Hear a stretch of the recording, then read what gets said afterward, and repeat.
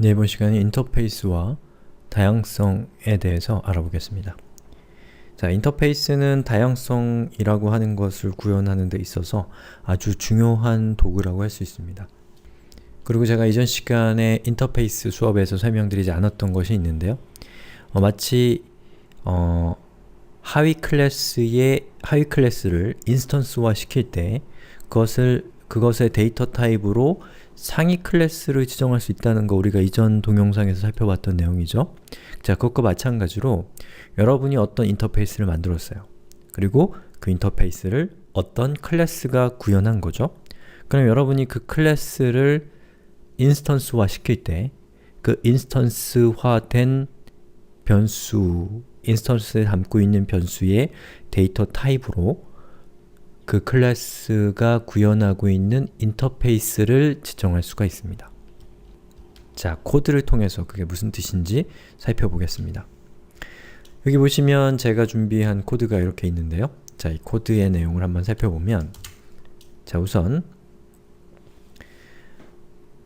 new C, 즉 C라는 클래스를 인스턴스화 시키고 있는데요. 그 인스턴스를 object라는 변수에 담고 있습니다.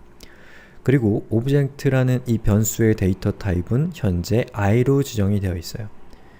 자, 그러면 이 C라고 하는 클래스와 인스턴스화 된 것이 인스턴스의 데이터 타입인 i는 서로 다르잖아요?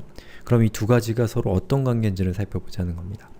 자, 우선 C 클래스는 이것이고요. 이것은 i라고 하는 인터페이스를 implement, 구현하고 있습니다. 여기 있는 이 인터페이스는 i가 이거죠. 즉, 이걸 통해서 여러분들이 지금 아셔야 될 건 무엇이냐면 어떠한 클래스가 어떠한 인터페이스를 구현하고 있다면 그 클래스의 인스턴스는 그 인터페이스로 인터페이스일 수 있다 라는 것을 아셔야 됩니다.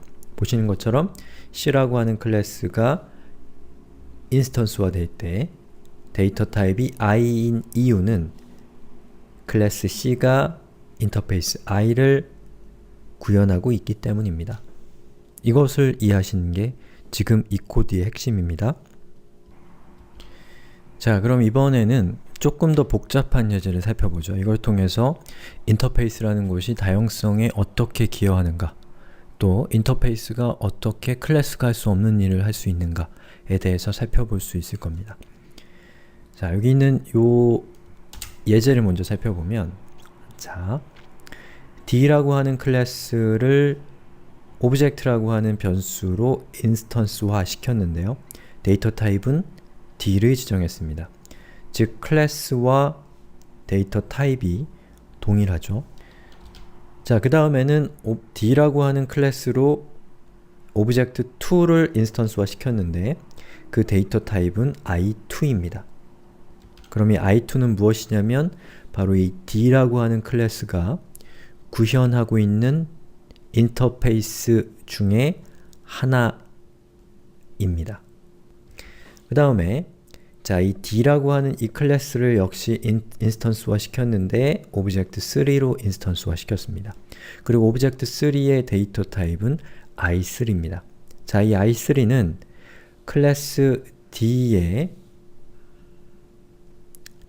D에서 구현한 인터페이스 중에 하나인 i3를 의미합니다.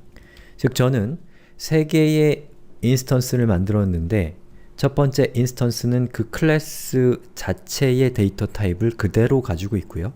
자, 두 번째 인스턴스는 그 클래스가 구현하고 있는 인터페이스 중에 하나를 구현하고 있고 그 다음에 있는 이것도 그 인터페이스 중에 하나를 구현하고 있습니다. 그리고 이 인터페이스 i2는 자, a라고 하는 메소드의 정의를 강제하고 있고요. 자, 인터페이스 i3는 b라고 하는 메소드의 정의를 강제하고 있습니다. 그것에 따라서 이 클래스 D는 자, i2에서 강제하고 있는 인터페이스인 이것을 이렇게 구현하고 있고요. 그리고 인터페이스 i3가 강제하고 있는 메소드 b를 보시는 것처럼 이렇게 구현하고 있습니다. 구도가 이해가 가시나요? 자, 그러면 이 아래쪽 코드로 내려와서 여러분이 화면에서 다 볼 수 있게 제가 여기 있는 메소드를 이렇게 접었습니다. 삭제한 거 아닌 거 아시죠? 닫아놓은 거예요. 자, 우선 오브젝트는 데이터 타입이 D죠. D는 이것이고요. 이것은 무엇이냐면 오브제라고 하는 요 인스턴스는 데이터 타입이 D이기 때문에 클래스 D가 정의하고 있는 모든 멤버를 사용할 수 있다라는 뜻입니다. 그렇기 때문에 오브젝트 A와 오브젝트 B는 아무런 문제 없이 실행이 됩니다. 자, 그런데 오브젝트 2인 경우에는 데이터 타입이 i2이죠. 이것은 무슨 뜻이냐면 오브젝트 2라고 하는 클래스 D의 인스턴스가 마치 자기가 인터페이스 i2인 것처럼 행세하고 있는 겁니다.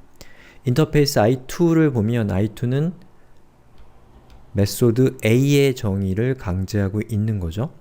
이 얘기는 무슨 뜻이냐면 이 오브젝트 2는 데이터 타입이 i2이기 때문에 오브젝트 2는 마치 메소드 A만을 가지고 있는 클래스인 것처럼 동작하게 된다는 겁니다. 왜냐하면 i2의 행사를 하고 있기 때문입니다. 그래서 여러분이 오브젝트 2.a라고 하면 이것은 잘 실행이 됩니다. 문제가 없습니다. 자, 그런데 오브젝트 i2.b라고 하게 되면 자, b 메소드는 어디서 정의하고 있죠? i3 인터페이스에서 정의하고 있는 메소드이기 때문에 오브젝트 i2 인스턴스의 입장에서는 존재하지 않는 것이 되는 것이기 때문에 이것은 에러가 발생합니다. 반대로 자, 오브젝트 3의 경우에는 i3를 데이터 타입으로 하고 있고 i3는 메소드 b를 사용하는 인터페이스이기 때문에 자, a라는 메소드는 오브젝트 i3에게는 존재하지 않는 메소드입니다. 그래서 이것은 에러를 발생시키지만 이것은 에러를 발생시키지 않습니다.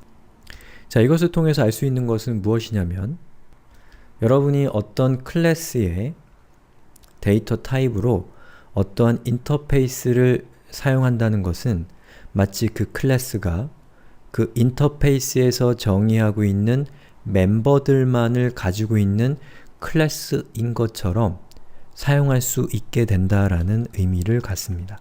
그리고 우리가 인터페이스를 이렇게 지정한다라는 것은 인터페이스가 두 개가 있잖아요. 그리고 이 클래스가 두 개의 인터페이스를 사용하고 있다는 것은 무슨 뜻이냐면 이 각각의 인터페이스들은 이 인터페이스로 그룹핑되어 있는 서로 연관되어 있는 어떠한 메소드나 필드들의 집합이란 뜻입니다.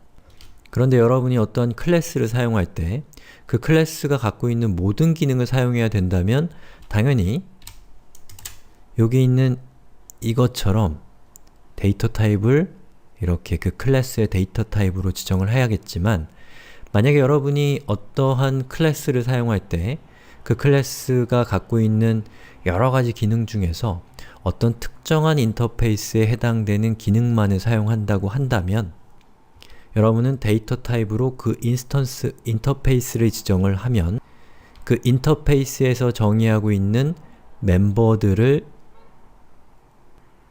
제외한 나머지 것들은 이 클래스를 사용하는 사람이 신경 쓰지 않도록 마치 존재하지 않는 것처럼 사용하게 할 수 있다라는 것이죠. 자, 여기 스마트폰이 있습니다. 여러분은 이 스마트폰을 전화기로도 쓰고 게임기로도 쓰고 브라우저도 쓰고 여러가지 용도로 사용하기 때문에 이 스마트폰 전체의 기능을 여러분들은 다 사용할 수가 있겠죠? 그러면 여러분이 이걸 그냥 스마트폰으로 쓰는 겁니다.